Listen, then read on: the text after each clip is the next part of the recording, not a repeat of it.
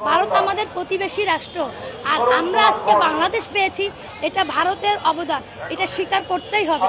তাই ভারতের সম্পর্কে আমরা সরাসরি ভারতকে সাপোর্ট করি, কারণ ভারত থেকে আমরা সহযোগিতা পেয়েছি, আমরা সার্বভৌমত্ব পেয়েছি। আর আমি যেহেতু একজন সনাতনী, আমার তীর্থস্থান ভারত, কারণ আমার যখন মারা যাব আমার লাশের একটা নাভি থাকে, আমাদের অস্থি বলা হয়, ওটা আমাদের ভারতে ফেলতে হয় ওই তীর্থস্থানে, তাহলে আমাদের পূর্ণতা লাভ হয়। অর্থাৎ ওই কারণেও আমরা ভারতকে হৃদয়ে ধারণ করি, লালন করি। কিন্তু তার মানে এই নয় যে আমার বাংলাদেশের সাথে ভারতের সাপোর্ট করব, আমি সেটা বলছি না।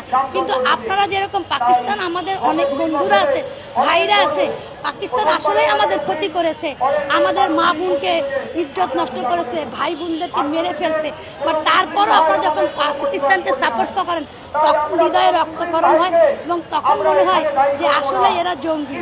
কিন্তু আমি বলতে চাই এইটাই, যে আমাদের বাংলাদেশটা হচ্ছে সকলের মধ্যে, যেখানে হিন্দু, মুসলিম, খ্রিস্টান, বৌদ্ধ সকলেই মিলেমিশে থাকতে চাই। এবং এই সম্প্রীতির দেশ বাংলাদেশেই একমাত্র আছে, যা বিশ্বের অন্য কোনো দেশে নাই। সকল দেশ ধর্ম নিয়ে এত কিছু করে না, কিন্তু আমরা ধর্ম নিয়েই সবসময় অ্যানালাইসিস করি এবং প্রত্যেকের ধর্মে যেতে ভালোবাসি এবং প্রত্যেকের ধর্মের সাথেই মিলেমিশে থাকতে ভালোবাসি। আসুন সকলেই আগে সেই কথা বলি, আগে কি সুন্দর দিন কাটাতাম, এরকম বাংলাদেশই আমরা চাই।